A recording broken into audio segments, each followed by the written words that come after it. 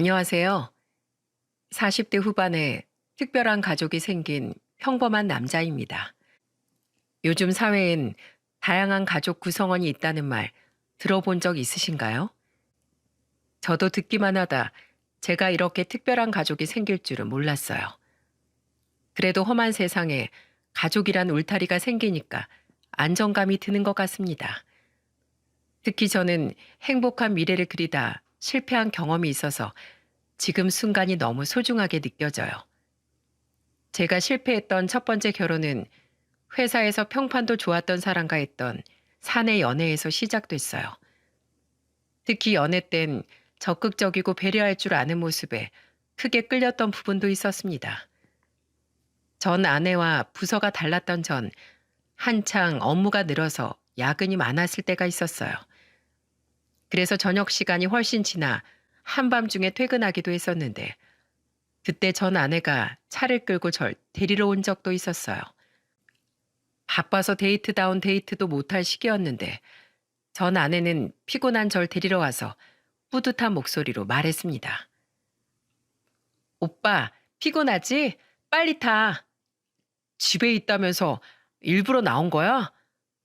오늘 사무실에서 피곤해 보이길래 내가 데려다 주려고 왔지. 전 아내는 제가 조금만 피곤해 보여도 이렇게 배려를 많이 해주면서 챙겨주던 사람이었어요. 세상에 어떤 남자가 이런 여자를 마다할 수 있겠습니까? 이런 여자랑 산다면 가정도 일도 놓치지 않고 잘 살 수 있을 거라고 생각했습니다.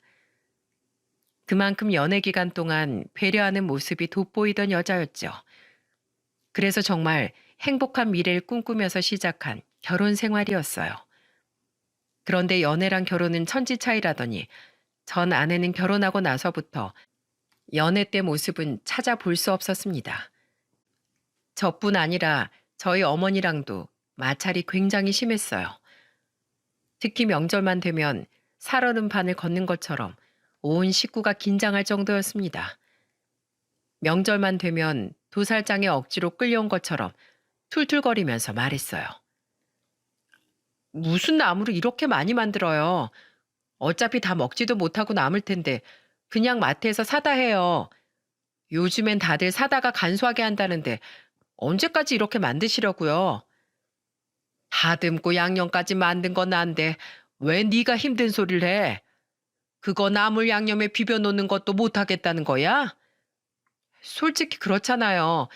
저는 이 집 조상 얼굴도 못 본 사람인데 제가 왜 제사 음식을 만들어야 돼요? 정시집 사람들이 와서 만드는 게 맞잖아요. 아가씨는요? 아가씨도 시집 가기 전에 이런 거 해봐야죠.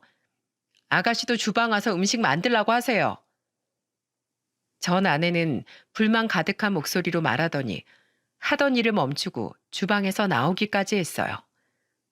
그러자 엄마는 그런 전 아내를 따라와 다그치듯 말했습니다. 너 지금 그게 무슨 말버릇이야? 그렇게 싫었으면 오질 말았어야지. 전 오고 싶어서 온 줄 아세요? 다 구색 맞추려고 온 건데 이 사단 난 거잖아요. 시어머니랑 이렇게까지 싸우는 며느리 보신 적 있으신가요? 저는 진짜 매년 명절 때마다 미치는 줄 알았어요. 저는 그때 싸움을 말리려고 전 아내를 끌고 무작정 집을 나왔습니다. 그리고 전 아내와 밖에서 언성을 높이며 싸웠어요. 당신 대체 왜 그래? 우리 엄마한테 그게 뭐 하는 거야? 내가 뭘? 어머님이 먼저 아가씨는 안 시키고 나한테만 계속 일 시키잖아. 내가 이 집 종이야? 뭐? 내가 처가 식구들한테 당신처럼 한 적 있어? 대체 뭐가 그렇게 불만인데? 됐어. 다른 집은 며느리들이 명절에 일하면 시아버지가 용돈도 주고 한다는데 당신 아버진 돈을 왜 그렇게 아끼신대? 죽을 때 이고 가실 거래? 아, 그냥 말을 말자. 난 우리 부모님 보러 갈 거니까 명절은 각자 집에서 알아서 보내자. 나 잡지 마. 전 아내는 노발대발 화를 내더니 택시를 타고 정말 처가로 가버렸어요. 진짜 결혼 전엔 상상도 못했던 아내 모습에 다른 사람인가 싶을 정도였습니다. 그런데 그날 싸우던 중 들어보니 전 아내는 저희 아버지가 구두쇠인 게 불만이었던 거예요. 저희 아버지는 사실 엄청난 구두쇠였지만 그래도 가족들한텐 아끼지 않으셨어요. 무엇보다 번 돈은 무조건 저축하면서 산 결과 아버지는 작은 건물도 있으신 성실한 분이셨습니다. 그런데 전 아내는 사사건건 다른 집과 저희 집을 비교하면서 왜 자기는 안 해주냐고 화를 내는 거예요. 이게 이해가 가십니까? 여자들 중에 결혼 전 프로포즈, 결혼 후 출산 후에도 명품을 바란다는 말 들은 적이 있어요. 살아보니까 제 아내가 이런 부류의 여자였던 겁니다. 심지어는 결혼 후 아이 문제도 이런 식으로 말도 안 되는 억지를 부리기도 했어요. 아이가 생기면 아내가 조금 달라질까 싶어 아이 문제를 얘기해 보기도 했습니다. 그런데 전 아내는 차가운 목소리로 말하더군요. 아이 낳으면 아버님이 뭐 차라도 해주신대? 내 친구는 손자 낳아줬다고 시아버지가 차도 선물해 주셨다는데 난 그럼 뭐 해주시는데? 야, 우리 문제에 왜 우리 아버지 이야기가 나와? 넌 대체 나 뭘 보고 결혼한 거냐? 월급쟁이끼리 만나면 당연히 집만 보고 하는 거 아니야? 당신도 계산기 두드려서 적당하다 싶으니까 나랑 결혼한 거잖아. 근데 왜 나한테 이것밖에 못하냐고. 내가 이렇게 살려고 당신이랑 결혼한 줄 알아? 전 아내의 당당한 요구에 저는 정말 기가 막혔습니다. 저랑 같은 회사 다니던 아내는 월급이 들어오면 그대로 써버리는 사람이었어요. 경제관념이라곤 조금도 없던 여자였어요. 그런 여자가 저희 아버지한테 저런 걸 노골적으로 바라는 게 말이 안 된다고 생각했습니다. 심지어 어머니는 그맘때쯤 저한테 전 아내한테 전화하다 싸운 이야기를 하면서 울기도 하셨어요. 너희들 맞벌이라 니들 생각해서 반찬 좀 가져가라고 한 게 죄야? 대체 왜 시댁만 오라고 하면 쌍심지를 켜고 달려드는 거야? 너 혹시 사돈댁에 가서 실수한 거라도 있는 거 아니여? 오죽하면 어머니가 절 의심할 만큼 전 아내는 저희 부모님과 사이가 안 좋았어요. 그렇다고 제가 처가댁에만 부족하게 있던 것도 아니었습니다. 이런 상황이다 보니까 중간에서 저는 피가 마르고 있던 거예요. 이런 식으로 계속해서 앙금이 쌓이던 와중에 임신 문제로 대화를 하다가 그동안의 갈등이 터지고 말았던 겁니다. 전 아내는 뭐가 잘못된 거냐며 다그치는 저를 보고 화를 내며 말했어요. 나도 저번에 어머님 아프시다고 해서 문병 갔었잖아. 뭘 더 하라는 거야 도대체. 야, 너 기억 안 나? 너 그날도 우리 엄마 문병 가서 친구랑 전화로 욕하다 걸려서 우리 엄마 혈압 올라서 또 병원 가실 뻔했던 거 벌써 잊었냐? 너 진짜 구제불능이다. 임신하는 걸로도 이런 식으로 계산을 해? 야, 갖고 싶은 건 네 부모한테 가서 사달라고 해. 왜 우리 부모님 못 괴롭혀서 안달인데? 뭐? 네 부모? 당신이야말로 처가에 똑바로 해. 말을 왜 그딴 식으로 하는데? 어디가 처가야? 나 더 이상 못 참아. 너랑 이혼할 거니까 네 부모한테 가서 돈을 달라고 하든지 가방을 사달라고 하든지 네 집으로 가라고. 꺼져버려. 그래, 끝내. 나도 구질구질한 집구석 지긋지긋했어. 정말 입만 열면 돈 타령을 하던 전 아내와 저는 결혼 6년 만에 이혼으로 끝을 내게 됐어요. 제가 잘 사는 편은 아니었지만 전 아내는 결혼 전에 저희 아버지가 건물이 있다는 걸 알게 된 거였어요. 같은 사내 동료한테 우연히 들은 걸 가지고 엄청난 건물이라도 있다고 혼자 소설을 썼던 겁니다.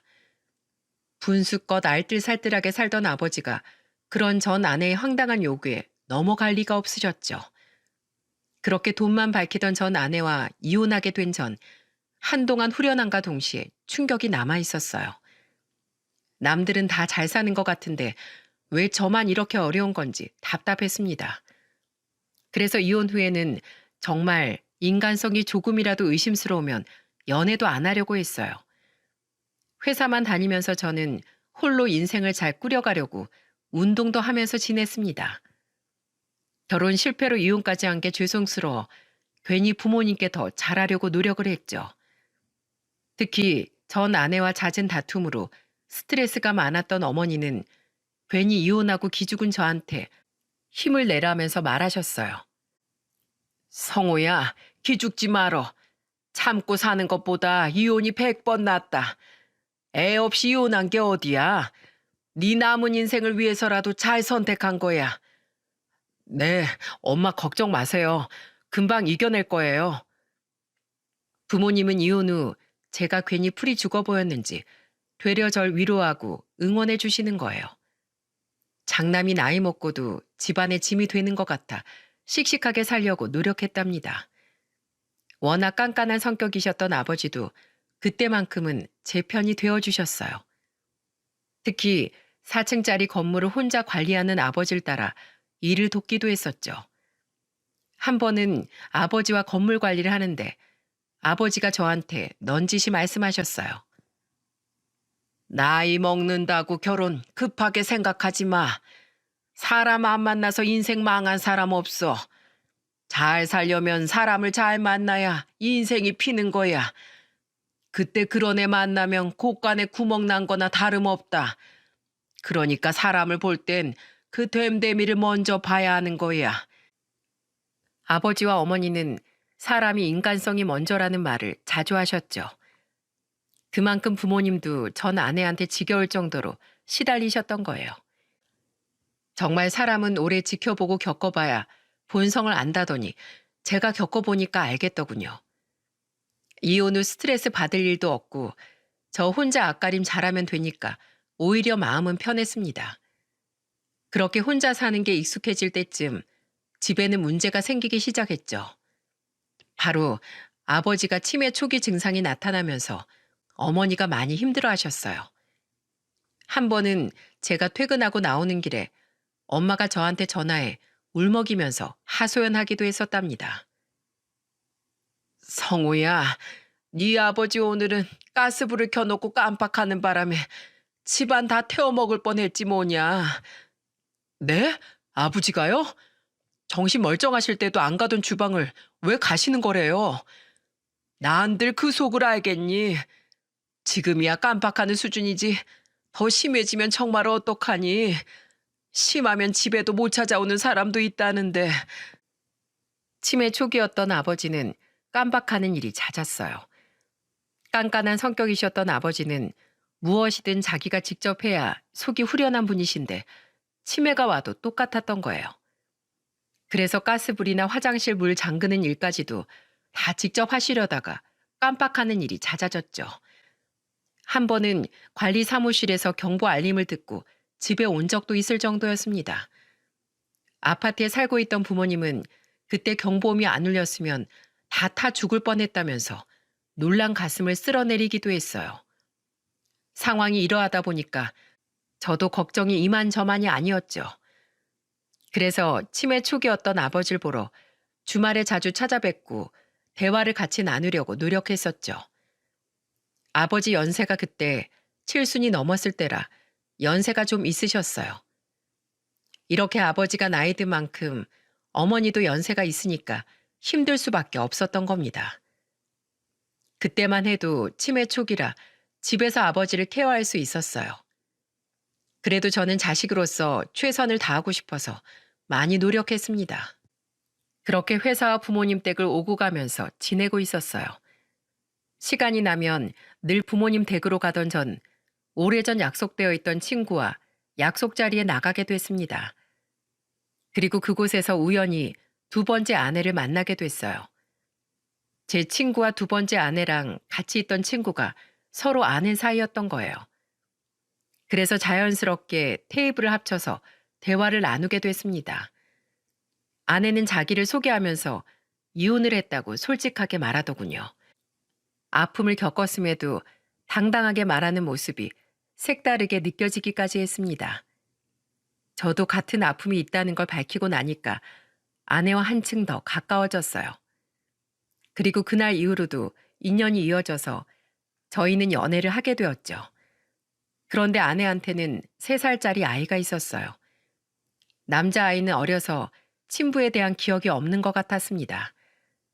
그래서 그런지 그 작은 애가 지나가는 남자만 보면 어눌한 말투로 아빠라고 부르는 거예요.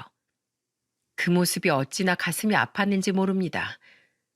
그래서 저는 아내와 연애를 할 때도 데이트를 할 때 아이와 같이 다녔어요.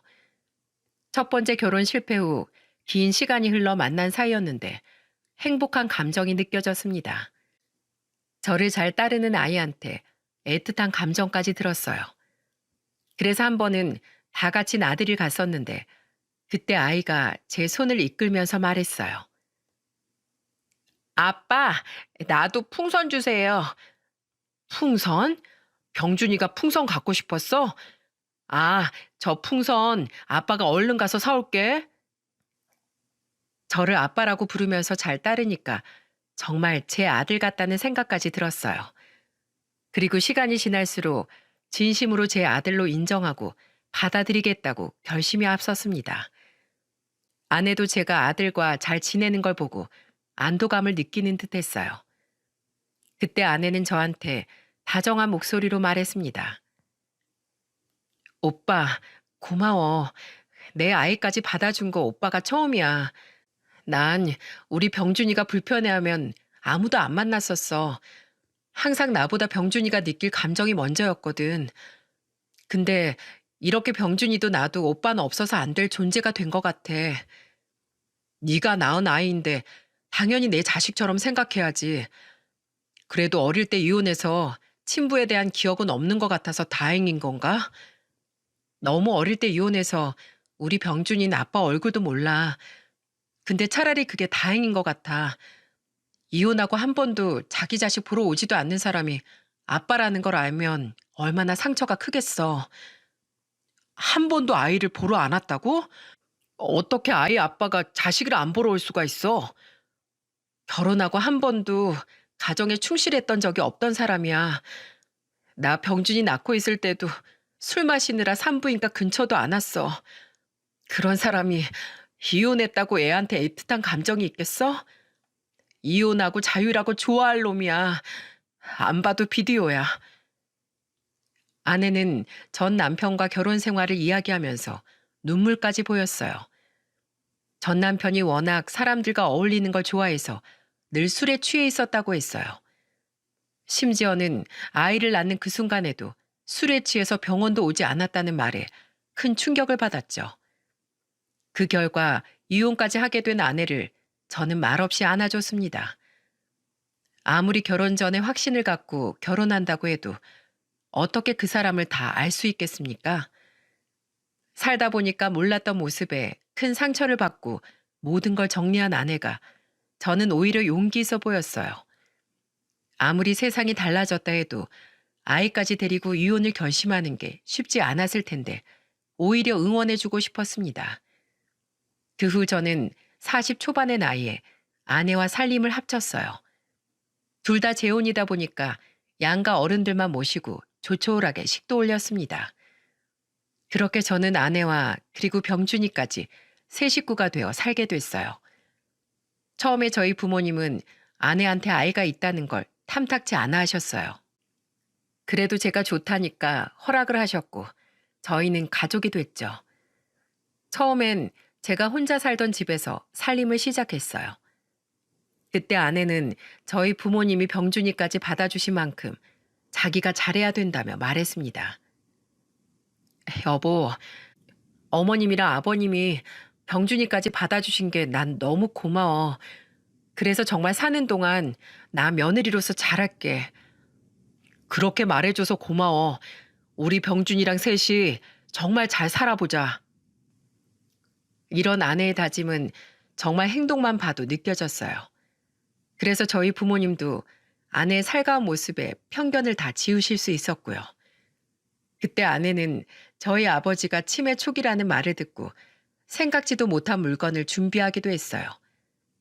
주말에 병준이까지 데리고 부모님 댁에 갔는데 아내가 작은 상자를 꺼내면서 말하는 거예요. 아버님, 손목 좀 이리 줘보세요. 이게 뭐야? 손목에 거추장스럽게 그게 뭐야? 이거 미아 방지 팔찌예요. 아버님 혹시 길 잃으시면 이게 큰 도움이 될 거예요. 저도 모르게 준비한 아내의 선물에 깜짝 놀랐어요. 아버지도 정신이 온전할 때 미아방지 팔찌를 받은 게 당황스러워 보였어요. 그때 어머니가 신이 난 목소리로 말했어요. 아유, 안 그래도 내가 남편 목에 명찰이라도 달아야 하나 걱정했는데 이런 방법이 있었네. 어떻게 이런 걸 다 생각했어? 사실 병준이 미아방지 목걸이 주문하다가 아버님은 팔찌 해드리면 좋을 것 같아서 같이 한 거예요. 어르신들은 팔찌로 많이 한다고 하는데 괜찮으실지 모르겠네요. 불편해도 참아야지. 괜히 밖에서 길 잃고 헤매는 것보다 100번 낫지. 저 사람이 휴대폰이라도 잘 챙겨 다니는 것도 아니라 내가 그동안 얼마나 걱정했나 몰라. 그래도 저게 있다고 생각하니까 마음이 조금 놓인다. 길에 헤매는 거 보면 경찰이나 행인이나 저 팔찌 보고 전화 주겠지. 고맙다. 정말 고마워. 그때 어머니는 아버지가 자꾸 깜빡거리는 걸 걱정 많이 하셨거든요. 그래서 정말 집에 오는 길마저 까먹으면 어떡하냐고 걱정이 많으셨습니다. 그런데 아내가 그런 어머니의 걱정을 헤아리고 세심하게 챙겨주는 게 고마웠어요. 그리고 병준이는 저를 잘 따르는 것만큼 저희 부모님께도 참 예의 바른 아이였습니다. 그래서 그날도 아버지의 팔찌가 자기 목걸이랑 비슷한 걸 보고서 병준이는 아버지한테 달려가 신이 난 목소리로 말했어요. 우와, 할아버지, 나랑 똑같아요. 그러냐? 이 할아버지가 우리 병준이처럼 되어가고 있나 보다. 너랑 똑같은 거라고 있네. 할아버지, 건강하세요. 아유, 녀석, 너니 할아버지가 좋으냐? 장난감도 한 번 안 사줬는데 뭐가 좋아? 아버지는 해맑게 웃는 병준이를 보면서 미안한 표정을 지으셨어요. 싫어하셨던 건 아닌데 어떻게 대해야 할지 잘 모르셨던 거였어요. 그렇게 저희 부모님과 병준이가 조금씩 가까워질 때쯤 아버지는 점점 더 기억을 놓으시고 있었어요. 심지어 어머니는 한밤중에도 저한테 도움을 청하면서 전화를 한 적도 있었답니다. 저는 늦은 시간에 걸려온 어머니 전화에 깜짝 놀라 전화를 받아서 물었습니다. 이 시간에 무슨 일이세요? 성호야, 네 아버지가 자꾸 이상한 소리를 하면서 나가려고 한다. 겨우 뜯어 말려놨더니 거실에서 욕을 하고 화를 내고 난리도 아니다. 나도 기운이 딸려서 더 말려지지도 않아. 내 말은 귓등으로도 안 들어. 무작정 너 보러 가시겠대. 정말요? 제가 지금 갈 테니까 조금만 더 힘내고 계세요. 다급한 어머니의 전화를 끊고 저는 부모님 댁으로 달려갔어요. 집으로 가보니까 아버지는 거실에서 화를 내고 욕을 하고 계신 거예요. 그래서 그런 아버지를 달래면서 저는 차분하게 말했습니다. 아버지, 저 여기 있어요. 자꾸 어딜 가시려고 그러세요? 저놈의 옆편네가 나는 아들도 못 보게 하잖아.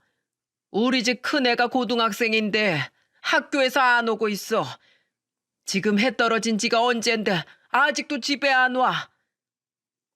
아버지는 그새 정신을 놓은 채 고등학생인 저를 기다리고 계셨던 거예요.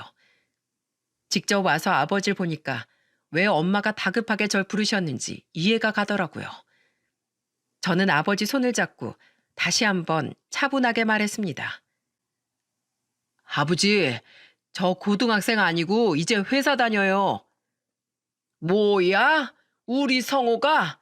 성호 지금 어디 있는데? 제가 성호예요. 아버지, 저 성호라고요. 그래? 자네가 성호라고? 이상하다. 아침엔 교복을 입고 나갔는데 성호 교복 입고 나갔어. 계속 딴소리를 하는 아버지 때문에 저는 그날 결국 아버지와 같이 잠에 들 수밖에 없었습니다. 다행히 다음 날이 주말이라 저는 부모님 댁에서 자도 문제가 없었어요. 그런데 다음 날이 되니까 아내한테 난감한 목소리로 전화가 걸려오더군요. 여보, 내가 정말 전화 안 하려고 했는데 병준이가 하도 찾아서. 병준이가? 왜? 어디 아파? 그게 아니라 일단 병준이 전화 좀 받아줘. 아내는 난감한 목소리로 말하더니 전화를 바꿔주더군요. 그러자 병준이는 울면서 전화를 받고 저한테 떼를 쓰며 말했습니다. 아빠, 어디 갔어요? 아빠 외할머니네야. 저녁에 엄마랑 같이 와. 아침에 아빠가 없어서 무서웠어요. 어린 병준이는 제가 잠시라도 떨어지면 울고불고 난리도 아니었어요. 친부에 대한 기억은 없어도 감정적인 불안이 남아있던 건지 저한테 집착 아닌 집착을 했었죠. 그래서 주말 아침부터 아내는 부랴부랴 짐을 싸서 부모님 댁으로 왔어요. 정말 두 집 사이에서 전 정신이 하나도 없었답니다. 그러자 아내는 결심이라도 한 듯 저한테 한 가지 제안을 하더라고요. 여보, 언제까지 이렇게 살 수도 없고 우리 그냥 어머님 댁에 들어가서 합가하자. 어머님 혼자 돌보는 것보단 내가 같이 있는 게 더 도움 될 거야. 정말? 당신 괜찮겠어? 그래도 치매 환자 돌보는 게 보통 일이 아닐 텐데. 우리 아버지 병원에 입원도 했던 적 있으신데 거기서도 적응을 못해서 나오신 거야. 그렇다고 이렇게 계속 두 집 살림 하는 것처럼 지낼 거야? 같이 잘 이겨내자. 당신 부모님이 내 부모님이나 마찬가지잖아. 정말 고마워, 여보. 아내는 저희 아버지를 생각해서 결국 합가하는 방향으로 먼저 말해줬어요. 저도 여러 번 말해보려고 했지만 병준이도 있어서 쉽게 말하지 못했는데 이렇게 먼저 말해주니까 저야 너무 고마웠죠. 그리고 누구보다 좋아한 사람이 어머니셨어요. 혼자서 아버지를 감당하기 힘들던 찰나에 아내가 선뜻 먼저 나서주니까 그저 고마웠던 거예요. 처음엔 힘들지 않을까 걱정했지만 생각했던 것보다 훨씬 편했습니다. 아내는 어머니를 도우면서 아버지를 잘 보살폈고 저는 병준이에게 아빠의 빈자리를 채워주려고 최선을 다할 수 있었어요. 병준이가 7살이 될 때까지 정말 많은 추억을 만들어주려고 많은 걸 함께 했어요. 남자아이라 그런지 축구를 유독 좋아했던 병준이와 저는 주말만 되면 근처 공터로 가서 축구를 했었죠. 모든 운동을 좋아했는데 특히 야구장에 가보고 싶다는 병준이와 같이 야구장에 가기도 했어요. 야구 경기를 보러 가던 날 병준이는 들뜬 목소리로 말했어요. 아빠, 오늘 야구 보면서 치킨도 먹을 거예요? 그럼. 근데 병준이 야구 보러 가는 게 아니라 치킨 먹으러 가는 것 같은데? 에이, 아니에요. 저도 아빠랑 같이 응원하려고 어제 잠도 일찍 잤어요. 그랬어? 그럼 오늘 누가 더 크게 응원하는지 아빠랑 내기할까? 네, 네. 아빠랑 내기할래요. 병준이는 저랑 밖에 나가는 날이면 신이 나서 어쩔 줄을 몰라 했어요. 아무래도 아내가 집안일로 바쁘다 보니까 저랑 더 시간을 많이 보낼 수밖에 없었거든요. 저는 아내가 병준이 때문에 조금이라도 힘들까봐 모든 시간을 병준이와 보내려고 했습니다. 하지만 그날 저녁 아내는 그런 제 노력에도 점점 변해만 갔어요. 아버지 치매 증세가 점점 심해지니까 아내도 힘들었을 거예요. 그날 병준이를 데리고 나가 야구를 보고 오자 아내는 다짜고짜 병준이를 나무라면서 소리쳤어요. 엄마가 바닥에 아무 데나 앉지 말라고 했지? 옷이 이게 뭐야? 또 빨아야 되잖아. 너 자꾸 엄마 힘들게 할 거야? 잘못했어요, 엄마. 잘못했어요. 병준이는 화를 내면서 다그치는 아내 목소리에 겁을 먹고 울먹이고 있었어요. 그래서 저는 제 뒤로 숨는 병준이를 안아주면서 아내한테 말했습니다. 왜 병준이한테 화를 내? 야구장에서 야구 보다 보면 그럴 수도 있지. 7살짜리가 옷을 어떻게 깨끗하게 입어? 그럼 당신이 빨래 다 하던지. 하루 종일 아버님 꽥꽥거리는 소리 듣는 것도 모자라서 이젠 빨래까지 걱정해야 되냐고. 아까 엄마는 아무 말 없으시던데 무슨 일이 있었길래 그래? 어머님이 아무 말도 없으셨다고? 어머님은 남편이니까 괜찮겠지. 요즘 아버님 나 보는 눈도 이상한 거 알아?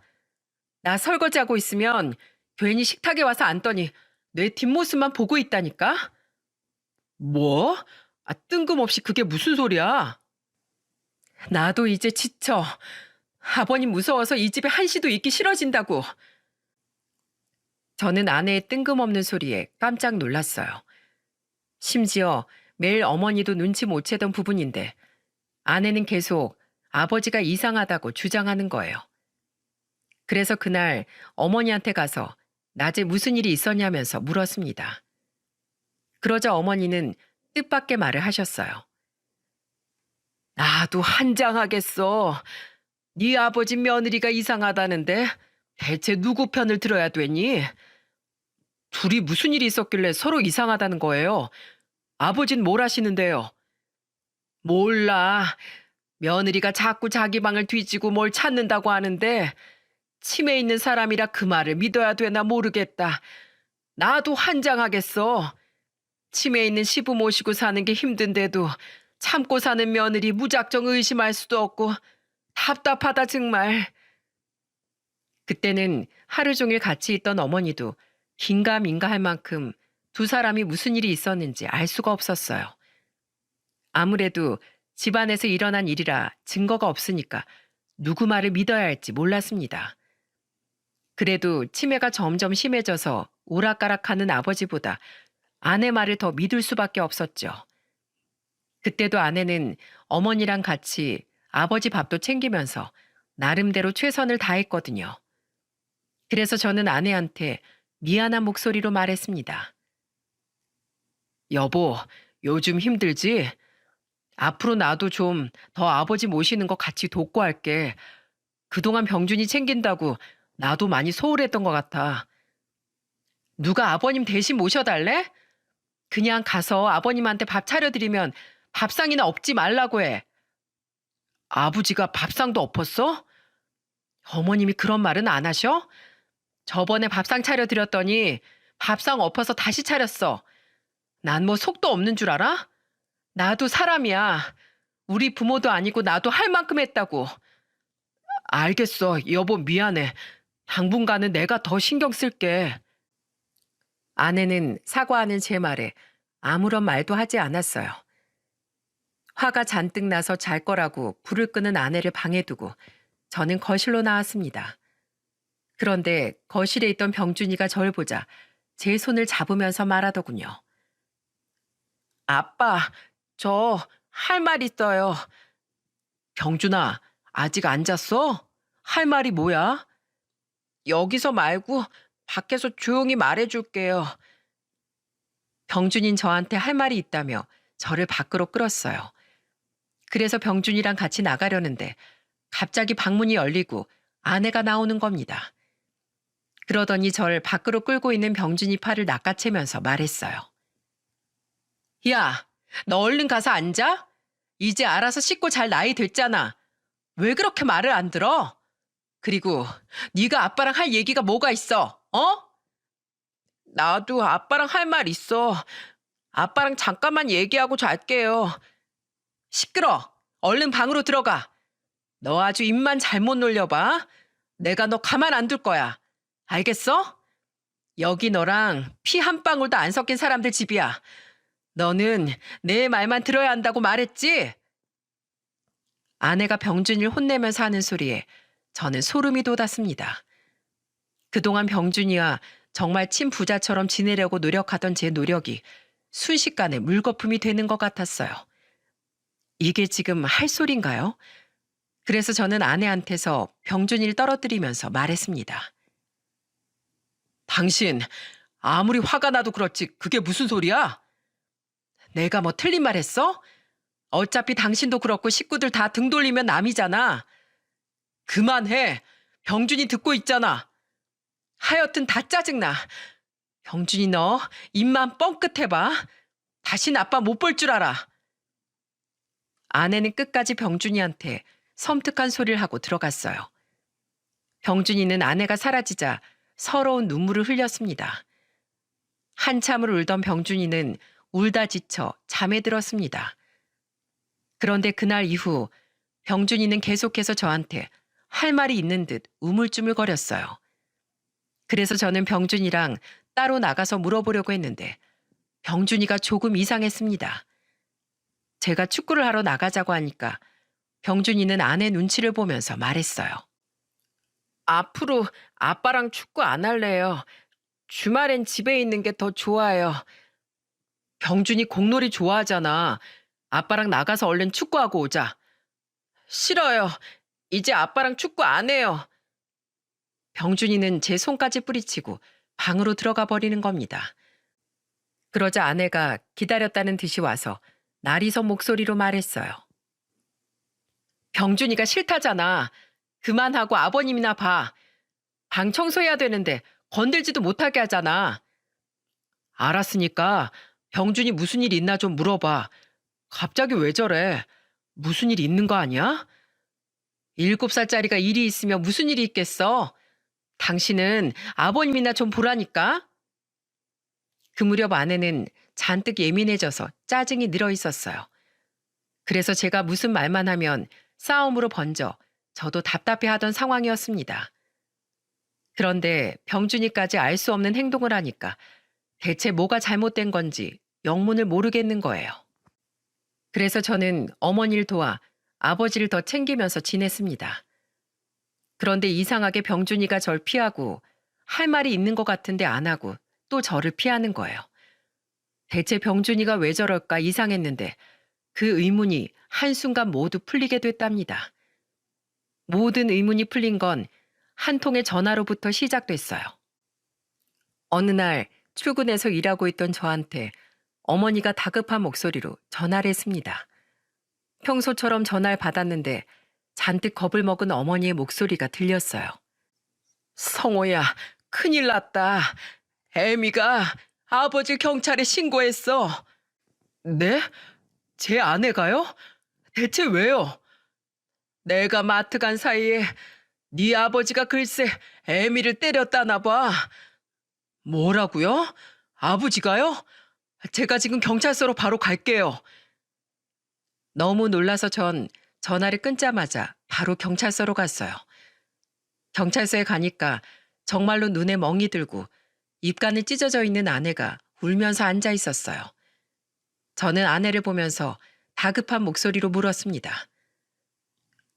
이게 어떻게 된 거야? 어떻게 된 거냐고. 당신 무슨 일이 있었던 거야?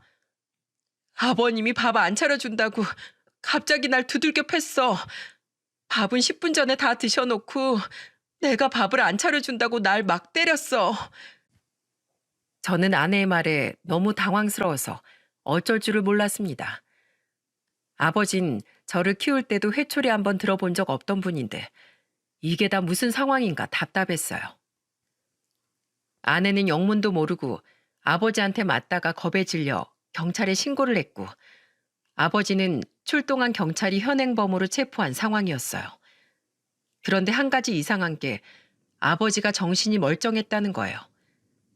그때 아내가 억울하다면서 말하니까 아버지가 바로 소리치면서 말하셨습니다. 성호야, 난 절대 때린 적이 없다. 지금 전현이 나 모함하는 거야. 나 정말 손도 댄 적 없어. 너무 정반대인 두 사람 주장에 저는 너무 혼란스러웠어요. 그래도 현행범으로 체포된 만큼 아버지는 긴 조사를 받고 나서야 집으로 올 수 있었습니다. 그것도 제가 신원 보증을 써줬기 때문에 가능한 일이었어요. 겨우 집으로 돌아오자 어머니는 아버지를 탓하면서 말하셨습니다. 이 사람아, 아무리 치매가 와도 그렇지 며느리를 때리면 어떡해? 당신 이제 나도 포기야. 당장 병원에 집어쳐넣을 줄 알아. 나 정말 억울해. 진짜 나 아니라고. 이미 집에 들어오기 전부터 어디서 쥐어 터진 얼굴로 들어왔었다니까. 아버지는 일관된 주장으로 어머니께 억울하다는 듯 말하셨어요. 그런데 아버지가 억울한 목소리로 말하자 아내가 정색을 하면서 뜬금없는 소리를 하기 시작했습니다. 저 이렇게 만들고도 지금 오리발 내미시는 거예요? 아버님 치매 걸려서 수발된 결과가 겨우 이거냐고요.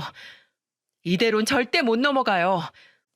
아버님 명의로 있는 건물에서 제 목 지금 물려주세요.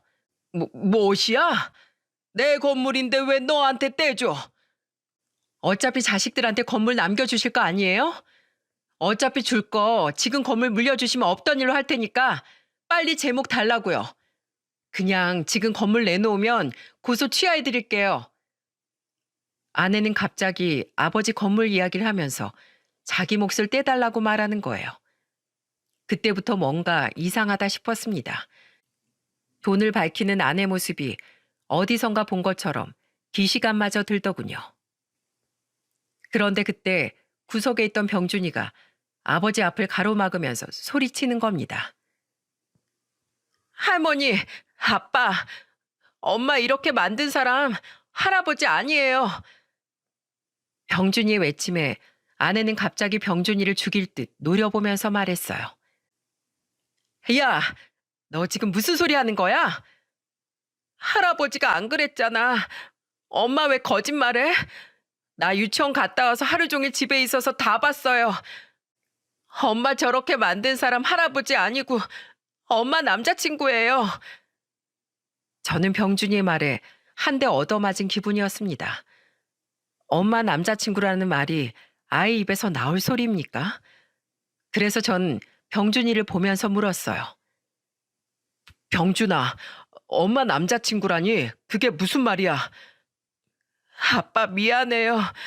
엄마가 자꾸 그 아저씨랑 나가서 밥도 먹고 놀자고 해서 같이 갔었어요. 그 아저씨가 자기가 친아빠라고 자기 말 안 들으면 가만 안 둔다고 했어요. 생각지도 못한 병준이의 폭로에 입이 떡 벌어졌어요. 그러자 아내는 병준이의 말에 당황한 표정으로 소리를 치며 말했습니다. 야, 그 입 닥쳐. 엄마가 말하지 말라고 했지? 너나 그 입 닥쳐. 한마디만 더 하면 내가 경찰 부를 줄 알아. 알겠어? 저는 발악을 하는 아내한테 협박하듯 말했어요. 그리고 병준이에게 차분히 다 말해보라고 했었죠. 그리고 이어지는 병준이의 폭로는 충격적이었습니다. 엄마 남자친구가 집에 돈 되는 거 없냐고 물어봤었어요. 나한테도 할아버지 도장 찾아오라고 했어요. 그리고 오늘 그 아저씨가 엄마 때려놓고 나한테 와서 집에 가면 무조건 엄마 편들라고 시켰어요. 말 안 들으면 다시는 아빠 못 볼 거라고 저한테 막 소리도 질렀어요. 알고 보니까 병준이는 그동안 아내의 전 남편과 셋이서 만나고 있던 거였어요. 워낙 어릴 때 헤어져서 아빠라는 생각을 병준이가 못했던 겁니다. 아내가 병준이와 여기 있다는 걸 안 전 남편이 저희 집안을 뒷조사했던 거예요. 그러다 아버지 명의로 건물이 있다는 걸 알고 아내와 둘이 작당 모의를 했던 겁니다. 병준이가 울면서 모든 걸 밝히자 아내는 당황한 표정으로 저한테 매달리면서 말하더군요. 아니야, 애가 뭘 알아. 나 정말 아버님이 때린 거라니까. 이 손 놔. 아버지가 당신을 때렸다고? 직접 옆집 가서 큰 소리 들린 거 있냐고 물어볼까? 없다고 하면 너 어쩔래? 지금 네 말에 책임질 수 있어? 아버지가 정말 아내를 때렸다면 비명 소리가 들렸을 테니까 옆집에 가서 들은 게 있냐고 물어보려던 참이었어요. 그러자 아내는 당황하더니 금세 태도를 바꾸고 빌더군요. 여보, 미안해. 그 사람한테 돈만 던져주고 떼내려고 그랬어. 정말이야. 진짜라니까. 야, 꼴도 보기 싫으니까 나가. 그 새끼한테 가서 빌부터 먹던 둘이서 지지고 볶고 살던 나가라고. 나 이렇게 쫓아내고 후회 안 해? 2번 다시 우리 병준이 안 보여줄 거야. 병준이 보고 싶으면 알아서 해. 엄마라는 사람이 애를 인질로 잡고 할 소리입니까? 그걸 본 어머니는 그 여자의 뺨을 내려치며 소리쳤어요. 이런 정신 나간 것을 봤나? 진짜 정신 빠진 건 여기 있었는데 내가 엄한 사람을 잡았네. 너, 네 새끼 데리고 당장 나가. 당장. 애 엄마라는 게 애를 데리고 협박을 해? 썩 나가라고. 지금 나 쳤어? 아줌마도 콩밥 먹일 거야. 그래 이거사. 어디 콩밥 좀 먹여줘봐. 내가 오늘 머리털 다 뽑아버릴 거야. 어머니는 그 여자 머리채를 잡고 흔들었고 견디다 못한 그 여자는 병준이를 데리고 짐도 안 챙기고 몸만 도망쳤어요. 갑자기 벌어진 이 상황이 믿을 수가 없더라고요. 그제야 아버지는 오열을 하면서 우셨고 어머니는 그런 아버지께 사과를 하면서 우셨습니다. 저는 부모님을 진정시키고 다음날 뒷조사를 해봤어요. 아내가 타던 차 블랙박스와 사용하던 노트북 기록까지 전부 뒤져보니 두 사람은 1년째 연락 중이었던 겁니다. 급하게 나간다고 컴퓨터에 로그인해둔 SNS를 지우지 못하고 나갔기에 저는 전부 다 볼 수 있었어요. 그걸 전부 다운받아서 저는 그 여자한테 이혼을 통보했습니다. 그러자 저한테 무슨 일이 생겼는 줄 아십니까? 글쎄, 이 정신 나간 여자가 애를 저희 집 앞에 버리고 간 거예요. 병준이를 보자마자 저는 품에 안았어요. 그러자 병준이는 목 놓아 울면서 말했습니다. 아빠, 보고 싶었어요. 제가 잘못했어요. 아빠 없이 못 살겠어요. 괜찮아. 울지 마, 병준아.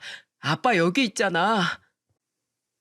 우는 아이를 달래고 저는 파렴치한 여자한테 전화를 했어요. 그러자 그 여자는 뻔뻔하게 말하더군요. 나는 걔 못 키워. 당신도 못 키우겠다고 하면 고아원에 보낼 거니까 알아서 해. 이혼하는 마당에 이게 무슨 짓이야? 애 엄마라는 사람 이럴 수 있어? 어차피 내가 유책 배우자라 위자료도 안 줄 거 아니야. 그럼 내가 애를 어떻게 키워? 내 입에 풀칠하기도 바쁜데 어디 고아원에 보내던지 알아서 해. 너 내 눈에 띄기만 해? 내가 너 가만 안 둘 거야. 그리고 위자료부터 전부 다 고소할 거니까 각오해라 진짜. 저는 그렇게 전화를 끊어버리고 그 여자와 긴 이혼 소송을 하게 된 겁니다. 그 후에 어떻게 됐는 줄 아십니까? 위자료는 고사하고 양육비라도 받아내려고 엄청난 시간을 투자했어요. 하지만 알거지나 다름없는 그 여자는 그야말로 세상에서 증발한 듯 사라졌습니다. 차라리 병준이를 생각하면 다행인 것 같기도 해요. 지금 병준이는 저희 부모님과 저 이렇게 넷이 같이 살고 있어요. 저도 정이 들기도 했고 저를 아빠처럼 따르는 아이를 어떻게 외면할 수 있겠습니까? 심지어 어버이날에는 병준이가 저한테 편지도 써줬어요. 그 편지는 지금도 제가 소중하게 간직하고 있답니다. 작년까지 고소로 힘든 시간을 보냈어요. 시간이 흐른 만큼 아버진 이제 병준이도 알아보지 못하십니다. 그래도 저를 어린아이 대하듯 하는 아버지를 보니까 가슴으로 품은 병준이를 어떻게 키워야 할지 알겠더군요. 그저 사랑하고 아껴주는 마음 하나면 아이는 행복하게 자라는 것 같아요. 미친 여자한테서 벗어나니까 이제야 이게 가족이구나 싶습니다. 병준이와 저는 부자지간 이상의 감정으로 서로를 아껴주며 살고 있어요. 아마 사연을 듣는 분들 중에도 가슴으로 품은 가족이 있을 것 같습니다. 돌고 돌아 맺어진 가족인 만큼 더 애틋하지 않나요? 요즘은 병준이가 저를 쏙 빼다 닮았다는 소리를 들으면 제가 다 뿌듯해요. 저는 이제 결혼이고 뭐고 이렇게 평생 살려고 합니다. 진정한 가족을 찾았으니까 이대로 건강하게 살길 바랄 뿐입니다. 제 사연 들어주셔서 정말 감사드려요. 앞으로도 아이와 행복하게 살겠습니다. 다가오는 한가위에도 가족 사랑 변함없이 모두 행복하시길 바랄게요. 감사합니다.